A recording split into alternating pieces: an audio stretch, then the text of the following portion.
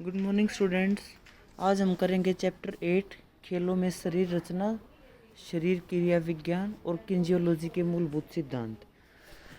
इसमें क्या है, जो शरीर क्रिया विज्ञान है उसमें ये पता लगाया जाता है कि हमारे शरीर के जो पार्ट्स हैं वो किस तरीके से काम करते हैं। ठीक है। और जो शरीर रचना विज्ञान है उसमें ये पता लगाया जाता है कि हमारे जो शरीर के अंदर के पार्ट्स हैं उनका किसका क्या आकार है, क्या वजन है। ठीक है।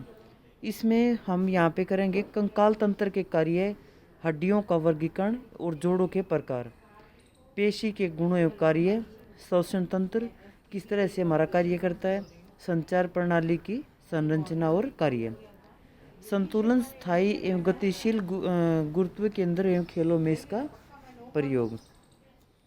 ठीक है। शरीर रचना विज्ञान क्या है, जो मानव शरीर रचना विज्ञान में शरीर के सभी अंगों की बनावट, आकार, स्वरूप, स्थिति तथा भार आदि का अध्ययन किया जाता है। और शरीर क्रिया विज्ञान जिसमें मानव शरीर क्रिया विज्ञान में मानव शरीर के सभी संस्थानों के कार्य तथा उनके परस्पर संबंधों का अध्ययन किया जाता है। किन्जियोलॉजी पेशी गति विज्ञान, पेशी गति विज्ञान की वह शाखा जिसमें जीव के शरीर की गति के विषय में सुव्यवस्थित एवं क्रमबद्ध तरीके से अध्ययन करते हैं। इस विज्ञान में शरीर की उन क्रियाओं का अध्ययन किया जाएगा जिनमें शरीर की बनावट, मांसपेशी, हड्डियों, जोड़ तथा उसके कार्यरत तंत्र जो जीव को गति प्रदान करते हैं, ये जीव की गति को प्रभावित करते हैं। मानव शरीर के जो मुख्य तंत्र हैं वो क्या क्या होंगे। पहला होगा कंकाल प्रणाली, मांसपेशी तंत्र, पाचन तंत्र, श्वसन प्रणाली, तंत्रिका तंत्र, ग्रंथीय प्रणाली, उत्सर्जन तंत्र, प्रजनन प्रणाली। शरीर रचना विज्ञान किन्सियोलॉजी और शरीर क्रिया विज्ञान का महत्व, इसमें सबसे पहला है शारीरिक पुष्टि में मदद करता है, शरीर रचना के बारे में ज्ञान प्रदान करता है, खेल के चयन में भी हमारी हेल्प करेगा, व्यक्तिगत मतभेदों के बारे में जानने में भी मदद करेगा, शरीर को स्वस्थ बनाए रखने में मदद करता है, पुनर्वास की प्रक्रिया में मदद करता है, खेल चोटों से बचाता है। शरीर रचना विज्ञान किन्सियोलॉजी और शरीर क्रिया विज्ञान का महत्व, मतलब ये स्पोर्ट्स में हम क्या इस्तेमाल करते हैं, हमें स्पोर्ट्स वालों को ये क्यों पढ़ना चाहिए, क्यों ज़रूरी है ये हमारे लिए शरीर रचना विज्ञान और शरीर क्रिया विज्ञान। जैसे हम कोई भी गेम करते हैं तो उसमें हमें पता लगेगा कि शरीर रचना विज्ञान की हेल्प से कि हमारा कौन सा बॉडी पार्ट किस जगह पे है, उसका क्या भार है और किस तरीके से वो कार्य करता है, ये पता लगेगा हमें शरीर क्रिया विज्ञान में, उसके कार्य करने की स्थिति की, कैसे वो कार्य कर रहा है। ठीक है। जब हमें ये सब पता लगेगा तभी हम, जैसे अगर किसी के हार्ट का साइज ज़्यादा है तो उसका, जैसे कोई भी नॉर्मल बच्चा है वो प्रैक्टिस करता है तो उसके हार्ट का साइज बड़ा हो जाता है जैसे जैसे वो रेगुलर अभ्यास करेगा। जब उसके हार्ट का साइज बड़ा हो जाएगा तो ब्लड फ्लो ज़्यादा होगा, ब्लड प्योरिफिकेशन ज़्यादा होगी, ब्लड का आदान प्रदान ज़्यादा होगा, उसके शरीर में ऑक्सीजन का आदान प्रदान ज़्यादा होने लगेगा तो वो ज़्यादा एनर्जेटिक महसूस करेगा। ठीक है। जिससे हम ये डिसाइड कर पाएंगे कि वो किस एक्टिविटी के लिए बेहतर रहेगा। व्यक्तिगत मतभेदों के बारे में जानने में मदद करेगा। हर बच्चे की एक अपनी स्पेशलिटी होती है, उसमें कौन से फाइबर ज़्यादा हैं, कौन से सेल्स ज़्यादा हैं, ये हमें इसी के द्वारा पता चलेगा, एनाटॉमी के द्वारा। किस बच्चे में वाइट ब्लड सेल ज़्यादा हैं, किस में रेड ब्लड सेल ज़्यादा हैं। जैसे वाइट ब्लड सेल ज़्यादा होने पर बच्चे में ताकत ज़्यादा होती है और रेड ब्लड सेल ज़्यादा होने पर बच्चे में स्पीड ज़्यादा होती है। अगर बच्चे में ताकत ज़्यादा है तो उसे ताकत वाले गेम करवाए जाएंगे, अगर बच्चे में स्पीड ज़्यादा है तो उसे रेसिस वगैरह में हम डाल सकते हैं। एनाटॉमी पढ़ने के बाद हम अपने शरीर के स्वास्थ्य के बारे में जान सकते हैं कि हमारे शरीर को स्वस्थ रहने के लिए किन किन चीज़ों की आवश्यकता है, क्या हमें किस प्लेयर को डाइट देनी चाहिए, उन्हें ऐसा क्या दें जिससे उनकी एनर्जी बढ़ती रहे। और अगर किसी बच्चे को कोई चोट लगी है तो उसकी पुनर्वास की प्रक्रिया में भी मदद करेगी कि वो जल्द से जल्द ठीक होके दोबारा से ग्राउंड पे पहुंच सके, और खेल चोटों से भी ये हमारा बचाव करेगी। कंकाल प्रणाली और उसके कार्य। कंकाल प्रणाली हमारे शरीर की हड्डियों की रूपरेखा है। एक वैश्विक शरीर में 206 हड्डियाँ होती हैं। कंकाल प्रणाली के क्या कार्य होते हैं। पहला तो वो हमारे शरीर को सहारा प्रदान करेगा, ठीक है, और हमारे शरीर को आकार और संरचना देगा, और महत्वपूर्ण जो अंग हैं उन्हें सुरक्षा प्रदान करेगा, और एक उत्तोलक के रूप में भी कार्य करता है। ये हड्डियों के बीच की जो जगह है उनमें खनिजों के भंडार के रूप में भी कार्य करेगा। ये लाल रक्त कणिकाओं के उत्पाद घर के रूप में भी कार्य करता है। जो स्केलेटन मसल है उसके जंक्शन अनुलंघनक के रूप में भी ये कार्य करता है। हड्डियों का वर्गीकरण करेंगे हम यहाँ पे, जैसे लंबी हड्डियाँ हैं, लंबी हड्डी होगी जांघ की हड्डी, बाँ की हड्डी, और छोटी हड्डियों में आएंगी हमारी उंगलियों की और कान की हड्डी। चपटी हड्डियों की अगर बात करते हैं तो वो होगी हमारी खोपड़ी और पसलियों की हड्डी। अगर तिल्लाकार हड्डियों की बात करते हैं वो होंगी हमारी टखने और हथेली की हड्डी। फिर आगे चलते हैं हम जोड़ों के प्रकार पे। अचल या रेशेदार जोड़, आंशिक चल या उपास्थि जोड़, स्वतंत्र रूप से चल जोड़, कब्जेदार जोड़, क्लिक जोड़, बॉल एंड सॉकेट जोड़, काठीदार जोड़ और फिसलनदार जोड़। मांसपेशी तंत्र के गुण। मांसपेशी एक संकुचनशील ऊतक होता है। पेशियां कंकाल तंत्र के साथ मिलकर सभी प्रकार की गति के लिए उत्तरदायी होंगी। मांसपेशियों के गुण क्या होते हैं? जैसे पहला है उत्तेजनाशीलता और दूसरा है संकुचनशीलता। उत्तेजनाशीलता में मांसपेशियों की सक्रिय होने की योग्यता उनकी उत्तेजनाशीलता कहलाती है।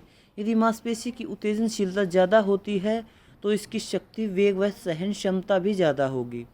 संकुचनशीलता उत्तेजना की क्रिया को परिणाम स्वरूप आकार में परिवर्तन करने की शक्ति की संकुचनशीलता कहते हैं।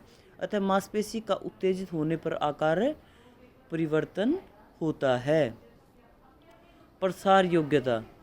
प्रसार या फैलाव योग्यता मांसपेशी की खींचने की योग्यता होती है। संकुचन क्रिया के दौरान मांसपेशी रेशे छोटे हो जाते हैं, लेकिन आराम अथवा विश्राम अवस्था के दौरान मांसपेशी की लंबाई को ज़्यादा खिंचाव अथवा प्रसार कर सकते हैं। मांसपेशी रेशों के खिंचाव से ही गति संभव होती है। लचीलापन। खिंचाव अथवा प्रसार की क्रिया के बाद मांसपेशी रेशेदार का अपने मूल आकार में पुनः लौटाना ही लोचनशीलता है। यदि मांसपेशी में लचीलेपन का गुण नहीं होता तो मांसपेशी एक बार खिंचाव अथवा प्रसार होने के बाद उसी अवस्था में रह जाती है। मांसपेशियों के प्रकार। स्वैच्छिक कंकाल मांसपेशी अथवा धारीदार मांसपेशी, अनैच्छिक मांसपेशी अथवा चिकनी मांसपेशी व हृदय की मांसपेशियाँ। मांसपेशियों के कार्य क्या होंगे? मांसपेशी शरीर को आकार एवं संरचना प्रदान करती है, शरीर के भीतरी अंगों को सुरक्षा प्रदान करती है। मांसपेशियां तरल पदार्थों की गति में मदद करती है। मांसपेशियां बल उत्तोलक के रूप में कार्य करती हैं। मांसपेशियों की संरचना व कार्य। एक मांसपेशी फाइबर मायोफिब्रिल से बनी होती है। प्रत्येक मायोफिब्रिल एक्टिन मायोसिन नामक अणुओं, प्रोटीन अणुओं के होते हैं। श्वसन प्रणाली, रेस्पिरेटरी सिस्टम। श्वसन एक शारीरिक प्रक्रिया है जिसके द्वारा जीव आसपास से ऑक्सीजन लेते हैं और कार्बन डाइऑक्साइड बाहर छोड़ते हैं। श्वसन प्रणाली के कार्य होंगे हवा और रक्त के बीच ऑक्सीजन और कार्बन डाइऑक्साइड का आदान प्रदान करने के लिए, ध्वनि उत्पन्न करने के लिए, रक्त में पीएच की विनिमयता करने के लिए, कुछ सूक्ष्म जीवों के खिलाफ रक्षा करने के लिए। श्वसन के प्रकार होंगे, एक तो बाहरी श्वसन, दूसरा होगा आंतरिक श्वसन। श्वसन प्रक्रिया कैसे होगी? ये नाक, फेफड़े, रक्त कोशिकाओं के माध्यम से ऑक्सीजन और कार्बन डाइऑक्साइड के आदान प्रदान करते हैं और शरीर में ऊर्जा प्रदान करते हैं। सबसे पहले होगी नेजल पासेज, उसके बाद फेरिंग्स में जाएगी, उसके बाद लैरिंग्स में, उससे आगे विंड पाइप ट्रैकिया में, फिर ब्रोंचियल ट्यूब के अंदर जाएगी, एयर सैक, फिर राइट लंग में और फिर लेफ्ट लंग में। संचार प्रणाली। शरीर के विभिन्न भागों के बीच सामग्री का परिवहन संचार प्रणाली कहलाता है। यह हृदय, रक्त वाहिकाओं, धमनियों, कोशिकाओं, नसों और तरल पदार्थों से मिलकर बना होता है। हृदय की संरचना। हृदय मुट्ठी के आकार का होता है। जैसे हम अपनी मुट्ठी बंद कर रहे हैं, जितना आकार हमारी उस मुट्ठी बंद का है उतना ही हृदय का होता है।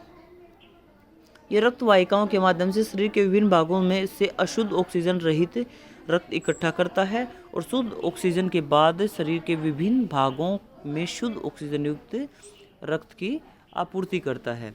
हृदय के कार्य।